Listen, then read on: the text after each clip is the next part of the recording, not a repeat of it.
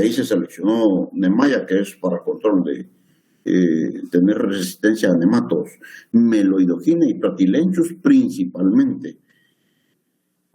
Pero comercialmente también tenemos productos en el mercado, como por ejemplo Temic 15G, el ingrediente activo albicar, Furadan 10G, ingrediente activo carbofuran, Mocap 15G, ingrediente activo etoprop, Nemacur 10G, ingrediente activo fenamifos, y Counter 10G, ingrediente activo terbufos. Las dosis dejémoselas al panfleto. Lo que sí es importante darse en cuenta, primero y segundo año definitivamente se debe proteger a la planta, porque son los dos principales años más críticos. Adelante. ¿Cuál es el ingrediente activo del Mocap? Mocap, etoprop.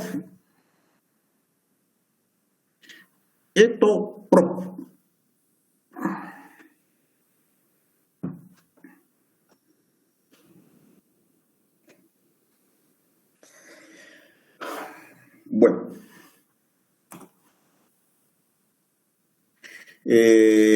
hablando de generalidades del cultivo, básicamente el cultivo de café en nuestro medio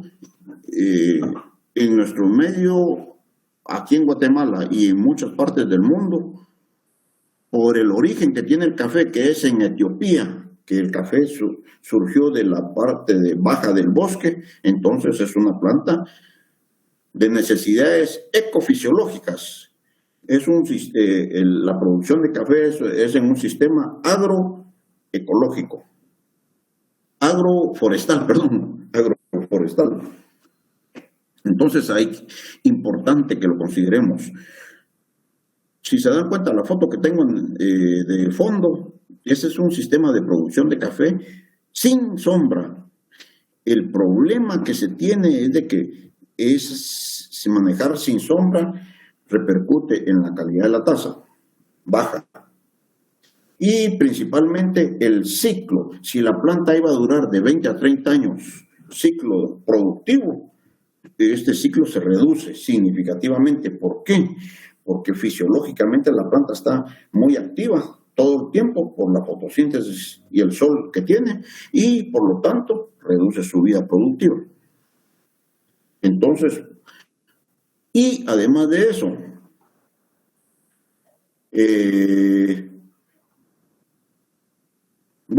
dentro de las ventajas del cultivo de café es de que necesita condiciones fisiológicas, necesita sombra. Y al ponerle sombra genera energía, genera leña. Esa es ventaja. Ventaja de tener cobertura vegetal, árboles encima, es de que también el mercado le pone mucha atención a esas condiciones agroforestales. El cliente dice, ¿es un sistema agroforestal o es un sistema de producción sin sombra? Si es sin sombra, no le gusta, no le convence. Entonces, por lo tanto, sí el mercado nos demanda que trabajemos con sombra. Y normalmente es con la certificación Rainforest Alliance, la certificación que da ese visto bueno.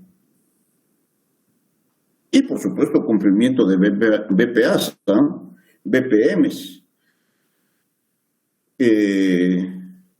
Dentro de las ventajas que se tienen es de que la sombra protege al suelo de la erosión, conserva el recurso hídrico, conserva la humedad en el suelo, conserva la flora y la fauna, entre otros aspectos. Si se dan cuenta, lo que estamos viendo ahorita son aspectos sencillos, pero son claves para poder producir café. Entre las funciones de la sombra, si quieren, miremos características de la sombra de una vez. Características de la sombra, me refiero a la producción de café bajo sombra. La sombra debe tener un buen crecimiento, vigoroso. Deben de ser plantas perennes. La planta de sombra debe ser compatible con el café. Alguien en la otra sección me decía, mire, y de hecho vamos a ver algunas plantas de sombra, y me decía, mire, pero ahí no mencionó eucalipto. En la ENCA tenemos como sombra el eucalipto. En lo personal, a mí no me parece, no me gusta el eucalipto ahí como sombra. De hecho, Anacafé no lo menciona en ningún momento. Lo que sí veo en el eucalipto que es antagónico para malezas, no permite que haya mucho desarrollo vegetativo abajo de la planta. Y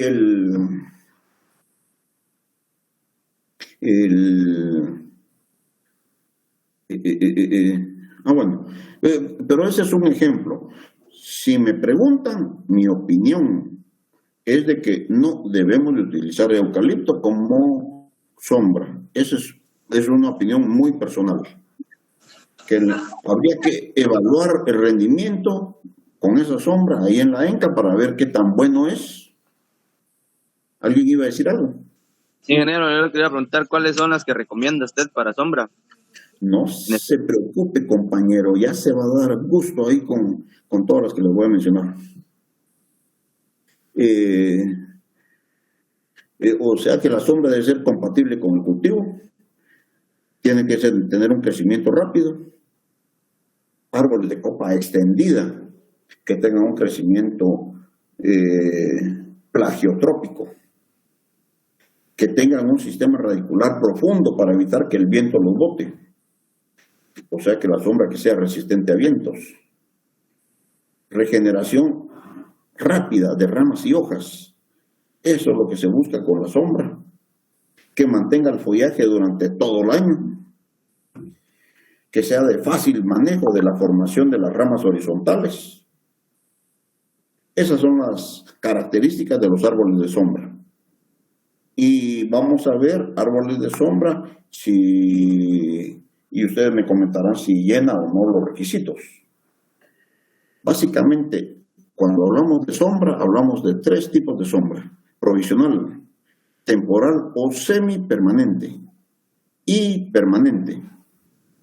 Si hablamos de la provisional, básicamente, esta debe de sembrarse unos 3, 4, 5 meses antes del cultivo de café o durante la siembra de café.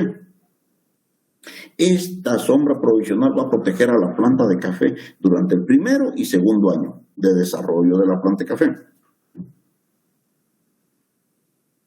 Y la siembra se hace sobre la calle y con un distanciamiento de 1 metro entre planta y planta. ¿Qué plantas vamos a establecer acá? Crotalaria anagiroides, gandul, cajanus caján, tefrosia o teprosia como dicen algunos, teprosia cándida o teprosia Vogeli. Esas tres plantas son las primeritas que tenemos que establecer. Entre los sombra semipermanente o temporal. Esta es básicamente la que se establece durante los primeros 4 años de vida del árbol. Normalmente se establece el primero o en el segundo año después de establecida la planta. Y el distanciamiento va a variar entre 4x4 hasta 6x6 metros. ¿Qué tenemos aquí? Higuerío, Ricinus communis, Cuernavaca, Solanum bansi, musáceas, si es banano, Musa sapientum, si es plátano, Musa paradisiaca, y baraja, que es Cassia alata. No tengan pena, vamos a ver algunas fotos de estas plantas, Pero lo importante es que sí estén tomando nota de cuáles son las alternativas. Es importante considerarlo, por favor.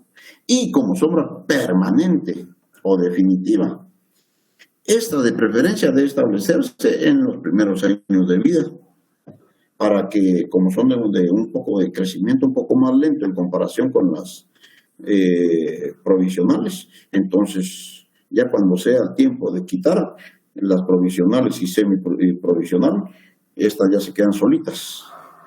Entonces aquí tenemos sombra durante todo el ciclo del cultivo. Leguminosas del género Inga es lo más común, como por ejemplo Chalum, Inga chalapensis, Cushin, Inga laurina, Guava, Inga vera, Pepeto, Inga edulis, Cuje, Inga physiolix, Gravilea, Gravilea robusta, y Pito o Poro, que es la Erythrina stanleyana. Esta es sombra permanente. La densidad depende del tipo de suelo, la textura, la altura en metros sobre el nivel del mar, el manejo que se le da al cultivo, pero las distancias varían más o menos de 4x5, de 6x8, hasta 12x12, dependiendo de la especie del árbol y el clima donde se encuentre el cafetal. Inge, ¿Sí? ¿será que puede repetir los distanciamientos en la permanente? Eso es lo que se cortó. ¿Distanciamiento entre qué? Entre la sombra. Permanente. Sí. Ya, esa es la que vemos aquí, mira. Tenemos dos alternativas de distanciamiento de sombra, dependiendo de la zona en donde se cultiva el café. Si es en la zona sur, costa sur, el occidente de la costa sur, básicamente entonces aquí se tiene una clasificación según Anacafé. Si es de menos de 1500 pies sobre el nivel del mar, el distanciamiento de la sombra es de 6x8. Si la altura es de 1500 a 3000 pies sobre el nivel del mar, el distanciamiento va a ser 8x10. Y si es mayor de 3000 pies, va a tener un distanciamiento mayor, 12x12 metros. Costa sur. Pero ¿qué pasa si nos volvemos a la parte central, oriental y norte? Básicamente aquí tenemos de 1500 a 3000 pies, básicamente todo lo que abarcaba esto. Aquí el distanciamiento recomendado es de 8x8 metros. Si tenemos un distanciamiento una altura en pies sobre el nivel del mar de 3000 a 4000, el distanciamiento de la sombra es de 8x10. Si la altura es de 4000 a 5000 pies, el distanciamiento recomendado es de 10x10. Y si es mayor de 5000 pies, se recomienda 12x12 metros. Eso es mucho más específico. ¿Sí estamos de acuerdo? Bueno, asumo que sí. La densidad de la sombra. Tenemos dos tipos de densidades. Mayor densidad y menor densidad. Podemos considerarla de 1000 metros para abajo a menos metros sobre el nivel del mar. Vamos a utilizar una mayor densidad. Una sombra de 50 hasta 70% sombra. O sea que tenemos entre un 50 y un 30% de luz. ¿Cuándo sucede esto? Cuando la temperatura cuando se tienen altas temperaturas, baja humedad relativa, mayor exposición a la luz, suelos con baja fertilidad y menor altura de 1000 metros. Sí está claro. Tenemos en contraposición a menor densidad, arriba de 1000 metros, Y aquí siempre va a depender del criterio técnico cómo se esté manejando, pero aquí la cobertura va a ser de sombra un 25 a un 30%. Y de sol, por supuesto, un 75 a un 70%. ¿En qué condiciones se da esto? Baja temperatura, alta humedad relativa, menor exposición a la luz, alta fertilidad del suelo y mayor altitud, a 1000 metros. Yo creo que estos son aspectos técnicos comprensibles, es lo que interesante de esto. Aquí vemos, espero que sí lo puedan visualizar de alguna manera, pero es porque la foto no está tan clara que se diga, pero aquí vemos el bosque, sistema agroforestal, en donde tenemos café abajo y árboles arriba. Aquí vemos lo mismo. La recomendación es básicamente de que arriba, en la parte de la copa de la planta de café, para el nivel inferior de sombra, haya por lo menos 3 metros de altura. Eso permite a la planta de café que se desarrolle re bien. Y la planta de sombra debe tener entre 4, 5, 6 metros de altura. Aquí vemos poda de sombra con una podadora de gasolina extendible. Aquí tenemos, por ejemplo, la crotalaria, tenemos el gandul y tenemos la tefrosia o teprosia. Normalmente en los viveros vamos a tener sombra de gandul como sombra permanente. Aquí tenemos sombra semipermanente como el higuerío, como la cuernavaca, la Solanum sp y la baraja. Por lo menos se ve la foto y la flor ahí, la hoja también. En este caso tenemos el cuje, el chalón, y este es el cuje. Aquí tenemos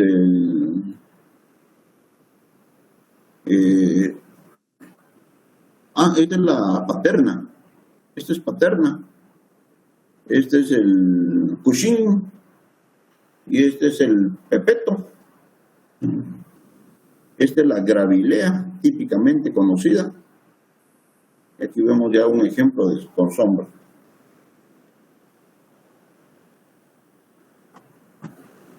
Recomendaciones importantes, dice. Toda plantación de café debe mantener un almácigo de sombra permanente para renovar los árboles viejos, los árboles que se desgajan, los árboles que se mueren por algún rayo. Entonces se debe mantener ese vivero de árboles de sombra permanente. Dice, equilibre la cantidad de árboles de sombra por área. No es lo mismo que tenga en una manzana 144 árboles de sombra, en el otro tenga 100. Tengo más luz en ese otro lado, y además de eso me cuesta cuantificar el trabajo que hace el podador de sombra. Por supuesto, el que tiene 100 árboles va a ser más fácil el trabajo que el que tiene 144 por manzana. Y mantenga la misma altura de los árboles de sombra de 4 o 5 metros para facilitar su manejo. Estas sí son recomendaciones técnicas muy atinadas. Espero que sí les quede claro. ¿Dudas hasta el momento? Ninguna. ¿Están presentes, no? Inge, Vaya. tengo una duda. En el caso de que si hubiera un bosque natural, ¿se podría implementar algún manejo también en ese? Sí, por supuesto. Para aprovecharlo. Excelente. Ajá. Sí. Sí lo permite el cultivo. Buenísimo. Mejor ya está puesta la sombra. Pero en el caso de la iluminación, ¿se tendría que hacer podas también? Sí, por supuesto. Habría que manejar un poco la sombra. Habría que manejarla según el criterio. ¿Es parte alta o es parte baja? menos de 1000 o más de 1000 metros. Y en base a Menos. eso ya decidís, bueno, pues aquí voy a manejar poca sombra porque hay mucha humedad relativa, baja temperatura. Entonces ahí, si no manejo poca sombra, voy a tener problemas patológicos. ¿Para que sí? Sí. Bueno. Si quieren, aquí lo que tenemos son rendimientos de café bastante estándar, rendimiento. Si quieren, mejor omitamos esta presentación. Vamos a ver algo más práctico, más específico de la región 5. Pero por el momento, el café, el café tenemos el grano de café que vemos acá.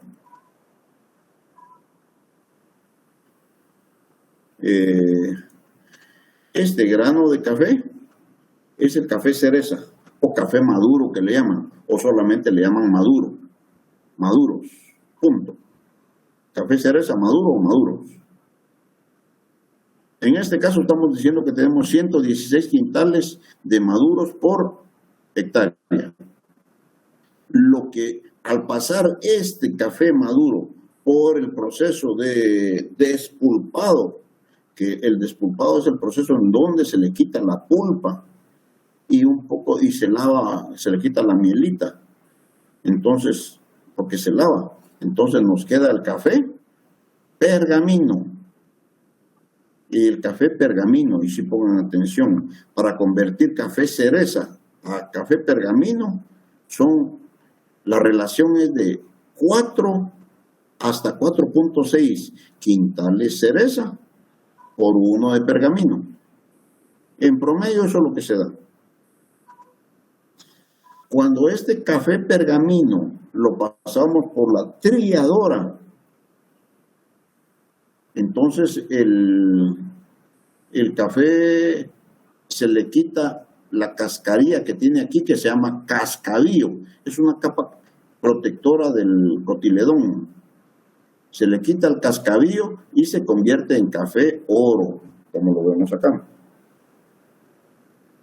Este café oro, para hacer la conversión de pergamino a oro, se tiene una relación de 1.6 quintales pergamino, me van a hacer 1 quintal café oro. ¿Sí está claro? ¿Cuánto dijo que era pergamino oro? Pergamino es, ya lo quité, pero el pergamino es este café pergamino, que tiene el cascabillo todavía adherido al cotiledón. Pegado no, pero sí lo tiene junto. ¿Estamos ahí? Pero la relación. De pergamino a oro va a ser de 1.6 quintales pergamino para hacer 1 quintal oro.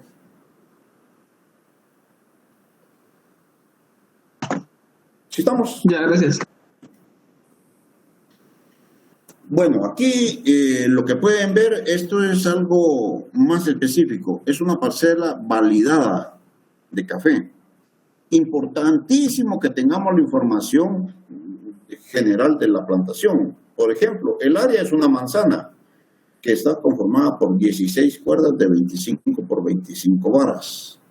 La variedad de café es Catuai. La densidad de siembra de plantas de café es de 2.333 plantas por manzana, con un distanciamiento de 2 por 1,50. 2 metros entre calle y 1,50 entre planta y planta. Aquí es mucho más fácil poder hacer estimaciones de producción. Por ejemplo, Catuai y Anacafé 14, el rendimiento que tienen estas plantas anda alrededor de 4.5 libras de café cereza por planta. Entonces, el Pache Colis y Pache Común tienen alrededor de 2 libras por planta. Y otras plantas, dependiendo del manejo, también pueden haber plantas que produzcan 5 libras por planta. Entonces, si sabemos el rendimiento de la variedad y sabemos cuántas plantas tenemos, podemos sacar un estimado de producción. Además de Ingeniero, eso, sí, disculpe, no sé si soy solo yo, pero sí en la misma diapositiva, rendimiento promedio de café. así. Sí, sí, ahí. Yo creo que solo vos estás presente, hombre.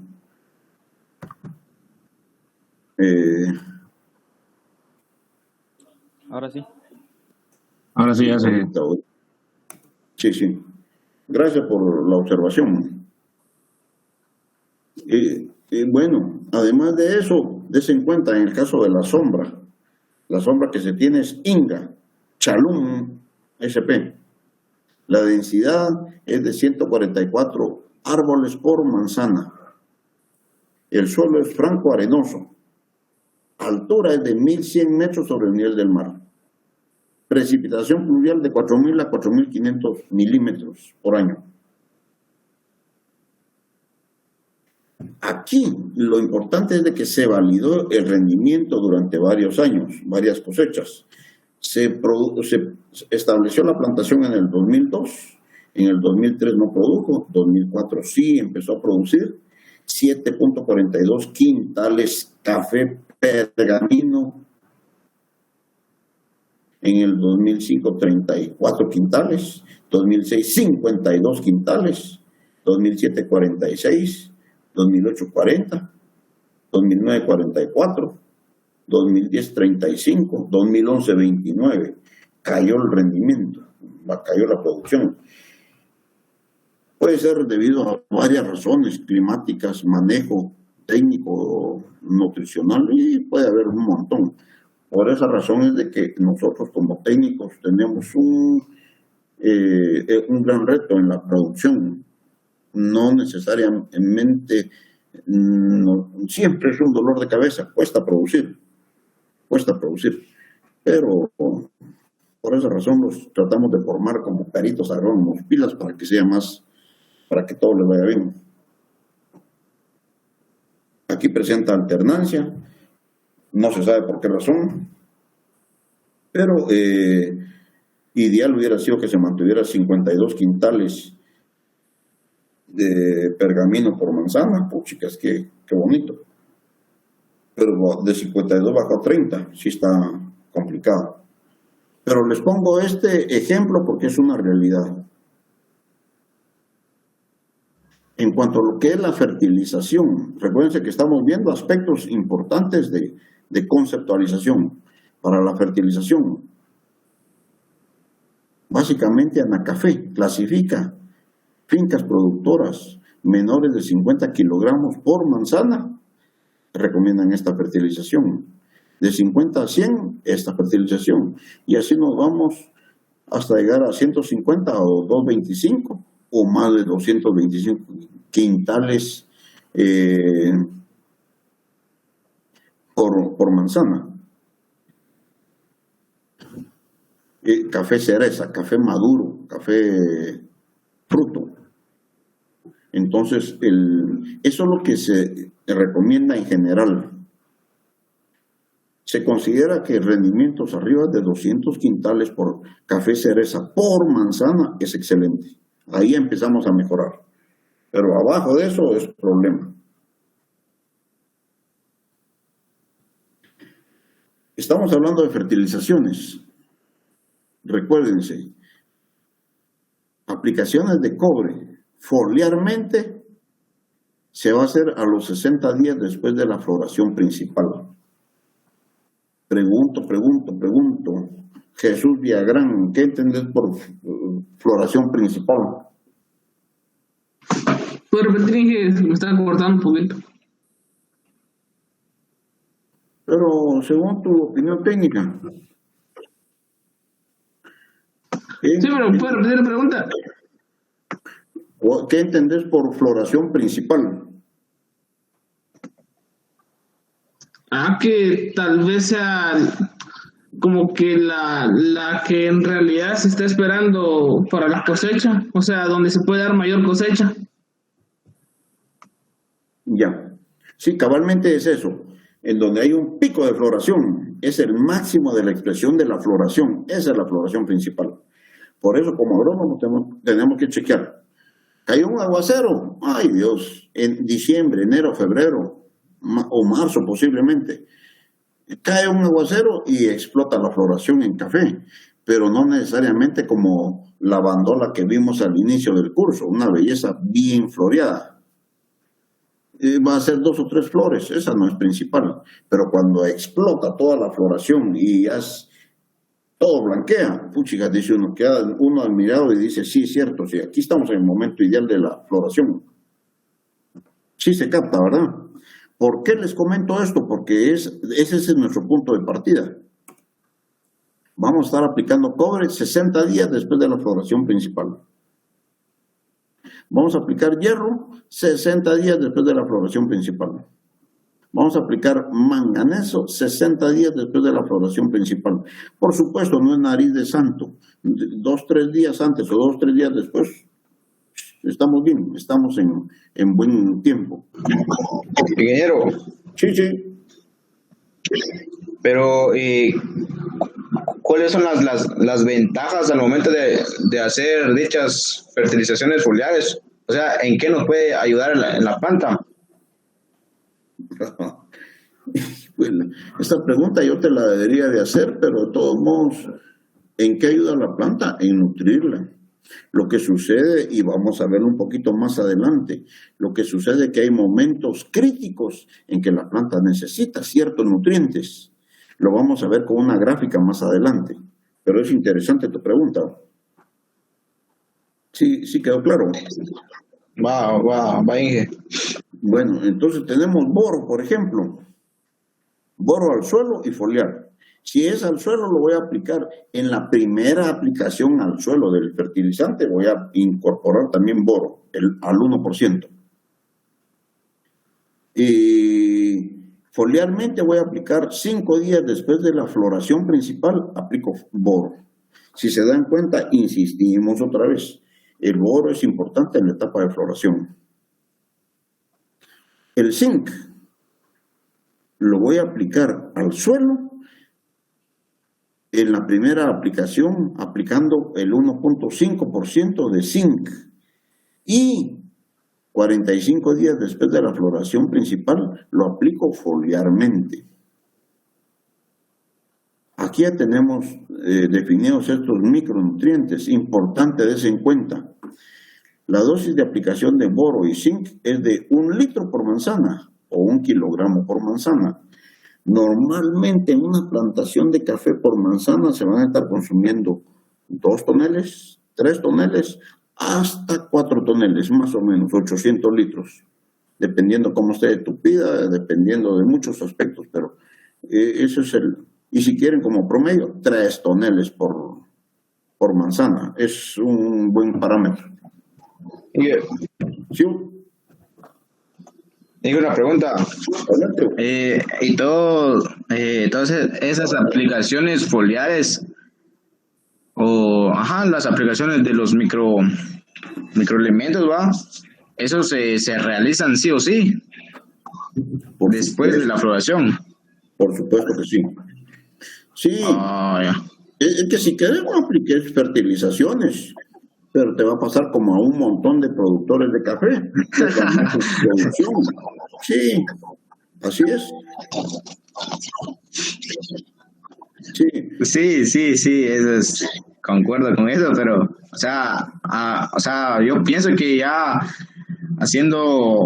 tomando en cuenta el costo de producción y todo eso, y el precio que está en el mercado ahora, pienso que como que ya no va a ser muy rentable, pienso yo, ya tomando en cuenta ya la mano de obra, de cosecha, de prácticas agrícolas y todo eso, pienso yo, no sé, solo es una duda.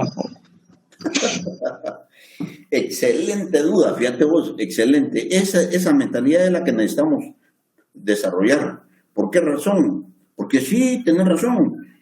Muchas veces llega el extremo, en el caso del café, de que cuesta más el costo del café es más bajo que el costo de cosecha. Entonces, ni lo cosecho, lo dejo ahí, que se caiga, que se pudra, que se haga lo que sea, porque me sale carísimo. Sí, tenés razón. Pero, por esa razón, pusiste el dedo en la llaga. Toda empresa tiene que manejar costos de producción. Y ciertísimo. ¿Sí estamos de acuerdo? Sí, Bueno.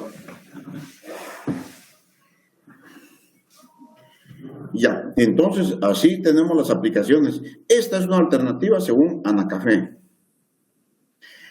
Por favor, siempre, siempre, en el caso de frutales, en el caso de café y todos los cultivos que ustedes manejen, siempre manejen las relaciones de las bases.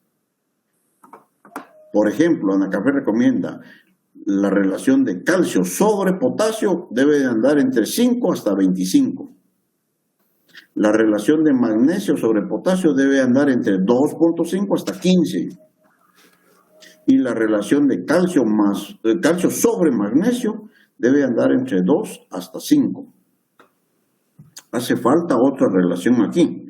¿Alguien me la puede decir? Ya llevan los suelos.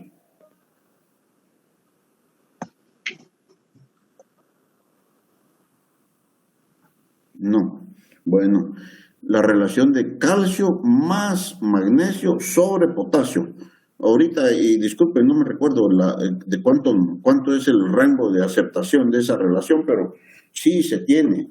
Calcio más magnesio sobre potasio. ¿Por qué razón vemos las bases? La relación de las bases. Porque de lo contrario, va a haber un antagonismo entre cationes y aniones. Y es problema. ¿Sí? Ay, no es. ¿Qué quiere decir?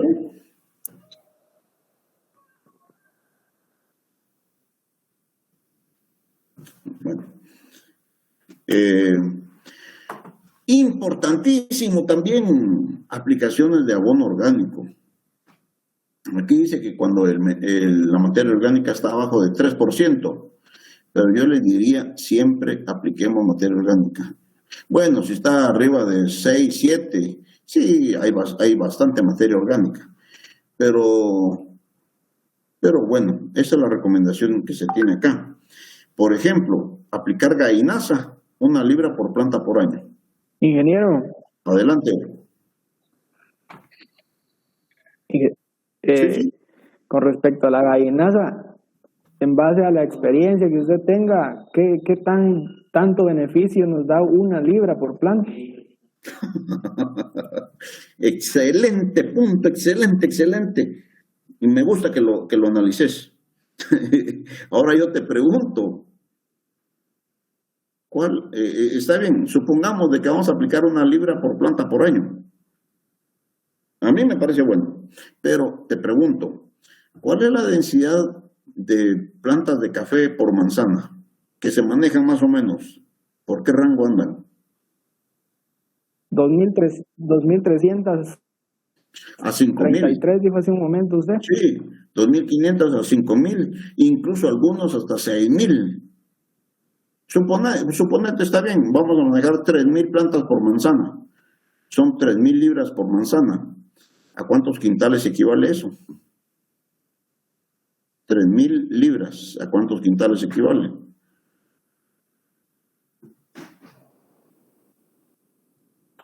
¿Es una pregunta? Sí. Serían 3.030 quintales. Sí, es cierto. ¿Y si tenés una caballería de café? 64. Sería 64 por 30. 6 por 3, 18. 1.800 quintales, casi 2,000.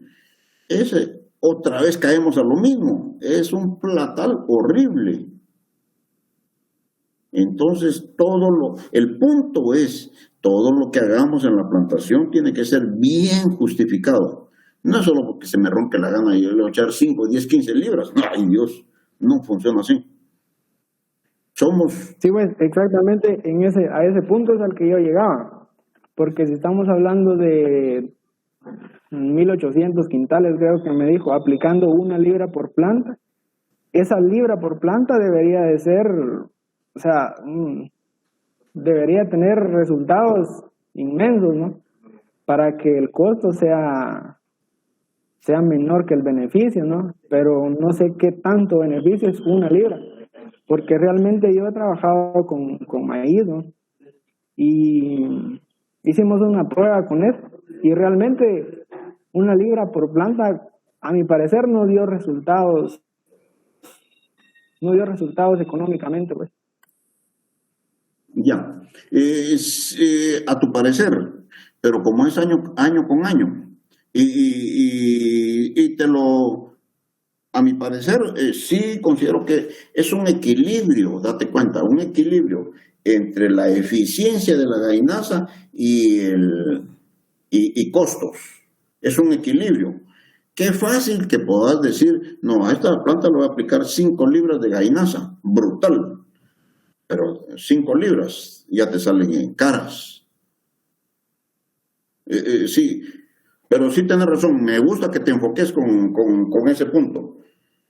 Y ahorita te voy a poner otro ejemplo diferente. Por ejemplo, lombricompost, 2 libras por planta por año. Aunque a mi parecer el lombricompost es mucho más eficiente que la puramente gallinaza, pero de todos modos así lo maneja Ana Café. Lo que sí es cierto que normalmente a las plantaciones de café, gallinaza o lombricompost se les aplica 1 libra. Más común ese término, 1 libra. Pero en el caso del lombricompostaje, yo les puse el ejemplo a los compañeros en Santa Rosa, con los productores de café de apellido Corado, allá se hicieron pruebas, se aplicó 1 libra de lombricompost por planta. Y además de eso, se aplicó foliarmente purín de lombriz, foliarmente. A esa plantación que se le hizo esas aplicaciones, el rendimiento estuvo alrededor de un 80%. ¿Perjudicó la roya? Sí, pero poquito.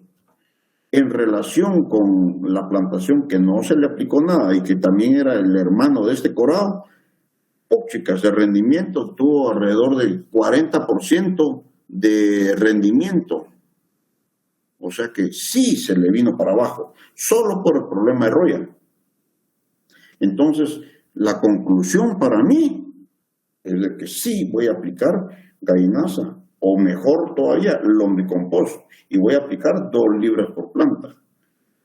Lo que busco es aquí mantener una planta sana, pero, o si no, en este caso, pulpe café deshidratada, 5 libras por planta por año. ¿Cuándo lo voy a hacer? En julio, o lo voy a hacer al inicio de la época de lluvia, como el 15 o 30 de mayo, por ejemplo, al inicio. Y esa materia orgánica se va a incorporar y se va a deshacer y me va a beneficiar en ese año. No sé si te queda clara la observación.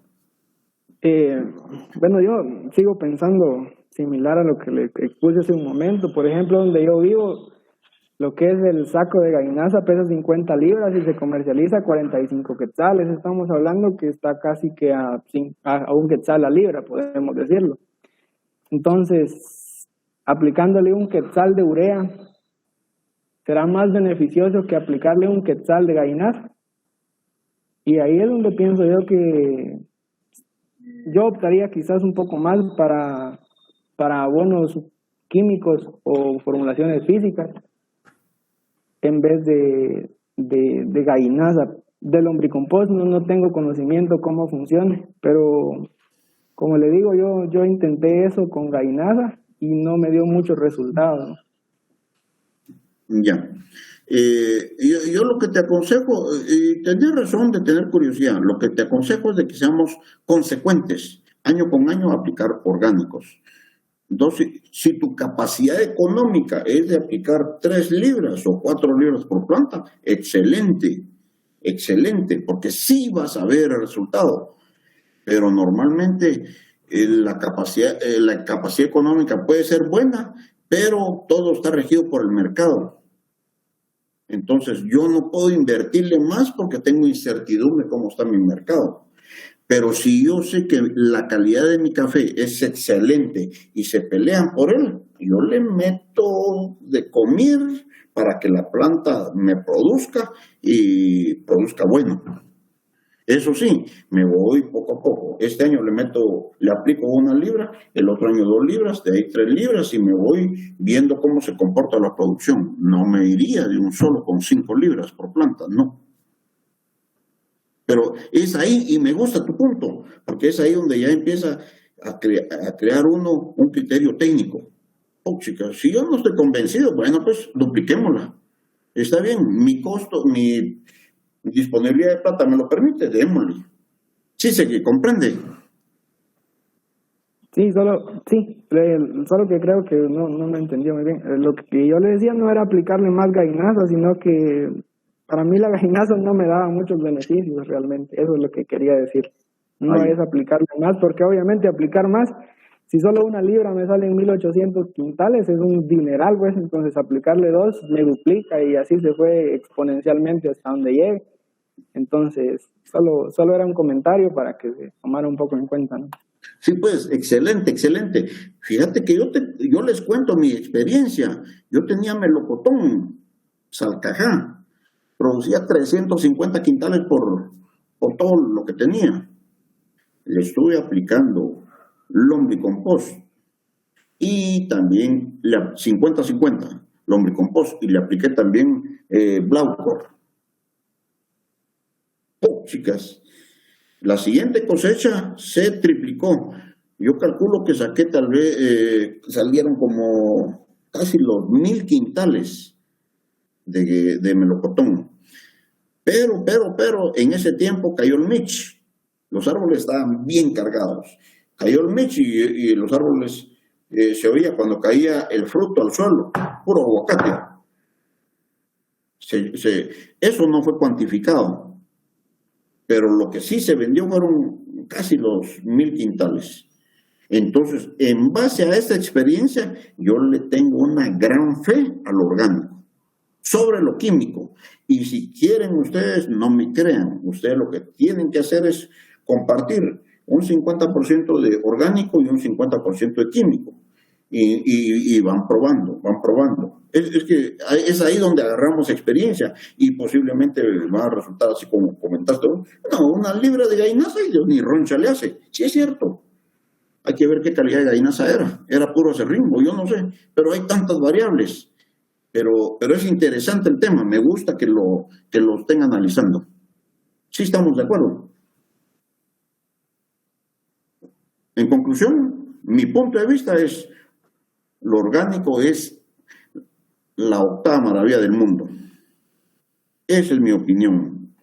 Y no me lo crean. Vívanlo. Y después me van a decir, oh, chicas, que mal estaba, equivocado estaba. O me van a dar la razón de que sí estaba en lo correcto. Pero bueno. Pero sí, Anacafé es lo que recomienda esto. Para continuar. Miguel. Sí, adelante. Una duda, con respecto a la gallinaza, ¿va? No sé a qué distancia de la base de la planta hay que aplicarle. Por lo menos separado un pie del tronco, buscando la zona de goteo. Muchos utilizan la zona de goteo. Bueno, así como está aquí.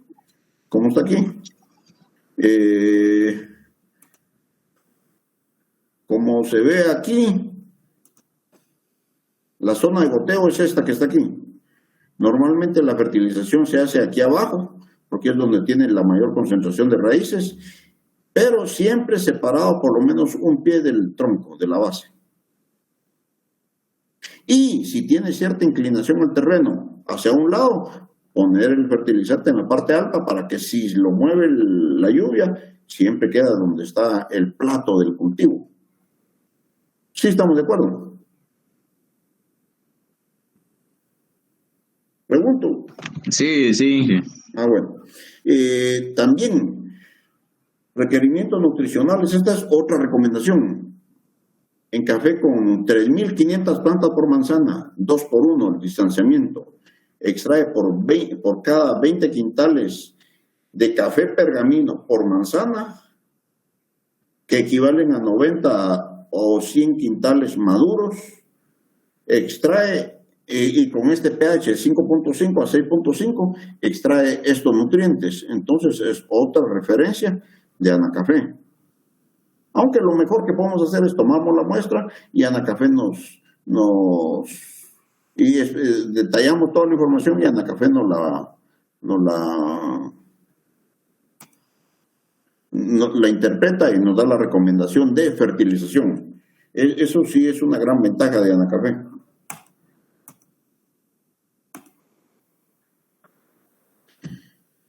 Continuando, si se dan cuenta, la recomendación de Anacafé es hacer aplicaciones foliares, la primera, la segunda y la tercera. La primera, al secarse la flor. ¿Qué aplico acá? Boro, 1 litro por manzana. En la segunda, a los 45 días después de la primera, zinc, otro litro por manzana. Y la tercera aplicación, 150 días después de la segunda, excelente, aplico potasio, 1 litro por manzana. Esto es foliarmente, de preferencia que el producto sea quelatado, porque la forma quelatada, no como ion boro, ion zinc, ion potasio, no, sino que sea quelatada para que la planta lo absorba con más facilidad. Los quelatos son importantísimos acá. Y además de eso, des en cuenta, la fertilización granulada al suelo. Se tienen 1, 2 o 3 alternativas. Cuando existe poca disponibilidad de agua en el área, entonces solo se hace una aplicación. Si existe una cantidad regular, 2 aplicaciones. Y si existe buena cantidad de precipitación durante el año, la época de lluvia, entonces se hacen 3 aplicaciones. Básicamente, cuando se hace la primera es en mayo. Y cuando se hacen 2 o 3, pero si se hace solo una, es en agosto. En agosto se hacen las segundas aplicaciones, o la única en este caso, pero si se van a hacer 3 aplicaciones, una a la entrada de la época de lluvia, una a mediados y una antes de que la lluvia se vaya, en octubre. Entonces, con eso estoy tranquilo porque le estoy dando de comer a la planta y con disponibilidad de agua. ¿Sí estamos de acuerdo?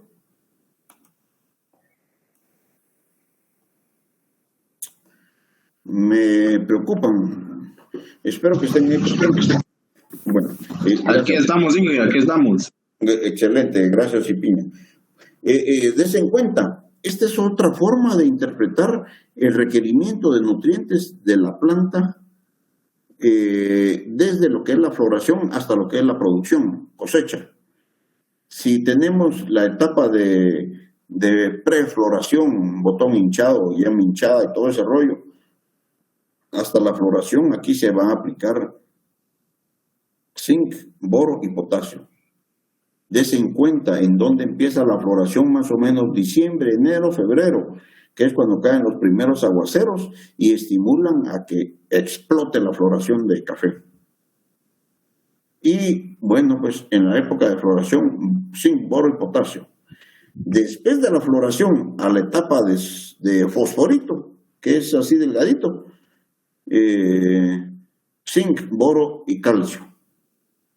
Pero cuando ya se está desarrollando el grano, aquí es NPK, calcio, magnesio y zinc. Y azufre, perdón, azufre. Ingeniero, Adelante. disculpe, una pregunta. ¿Sigue en la diapositiva número 71 o ya cambió? Pues la cambié, es que ahorita la cambié. Sí, gracias. Cuando estoy en presentación ya no se las cambia a ustedes, pero a mí sí. Pero ahorita ya la están viendo, ¿no? Sí, ahorita sí, ingeniero. Sí, pues no estoy en modo presentación. Pero bueno, esto es lo que les decía. Desarrollo de floración o prefloración. Después de la floración, más o menos abril y mayo, un mes, zinc, boro y calcio. Luego ya tenemos todo el desarrollo del fruto, que si pide que micro y macro, no, macronutrientes primarios y secundarios. Y en la maduración, nitrógeno, potasio y azufre. Ingeniero, Adelante. ¿cuál es el tiempo de flora a cosecha? No te lo digo, pero ahorita lo vamos a ver, discúlpame. No te preocupes, yo creo que es la siguiente. Sí, es la siguiente, pero como esta no la se visualiza bastante bien, entonces nos pasamos a esta.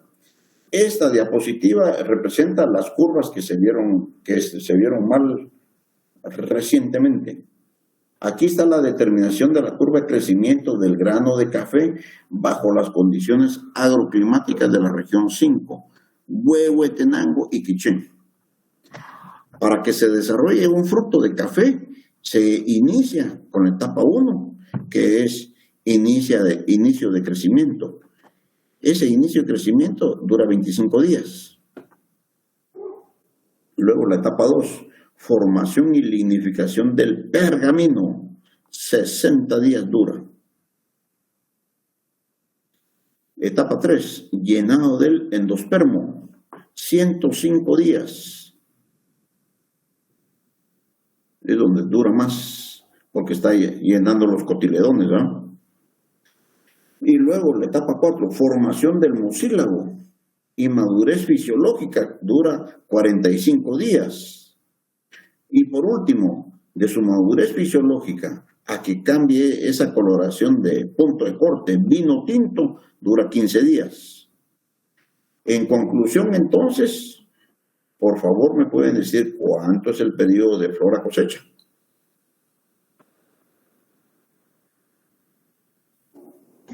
Como 8 meses. En días. 250 días. Excelente. Sí. Hoy sí contesto tu pregunta. Pero 250 días, 8 meses, 10 días, pero para la región 5, Huehuetenango y Quiché.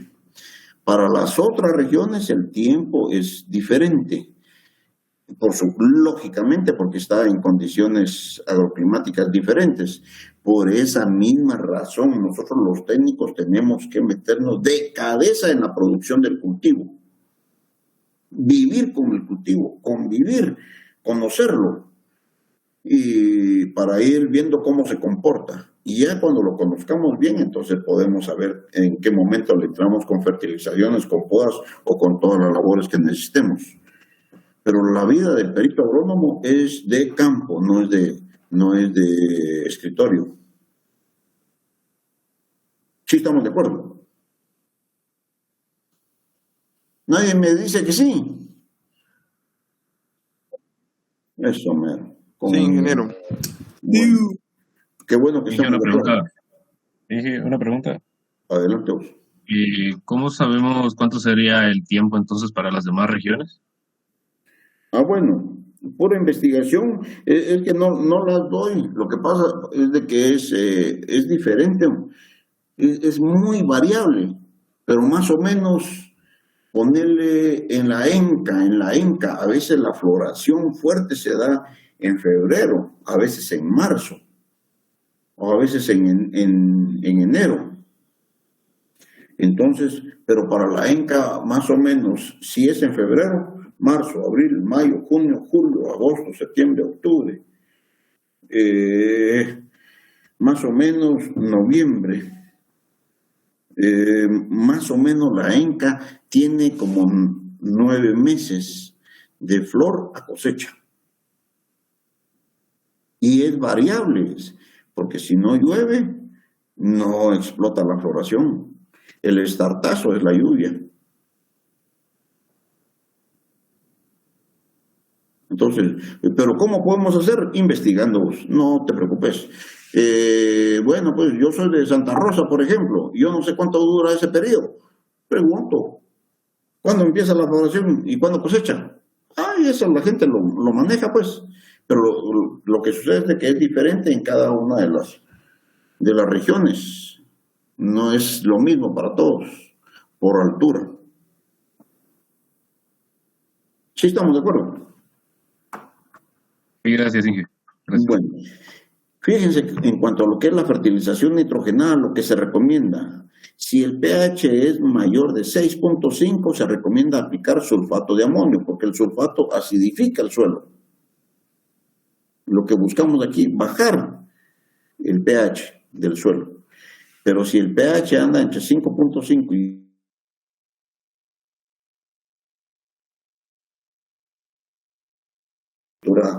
piramidal de la planta. Esa es una. Muchas veces o en algunos casos se hace descope o se hace otro tipo de poda. Por ejemplo, las ramas fueron atacadas por antragnosis y se me están secando, o por problema de roya, se me están secando. Entonces mucha gente viene y poda aquí, corta esto, y con eso lo que logra es estimular nuevo crecimiento vegetativo, plagiotrópico. Normalmente este tipo de poda de descope se manejan una o incluso hasta 3 veces en el ciclo de vida de la planta, siempre y cuando el rendimiento bajó o tengo problemas patológicos. Y posteriormente,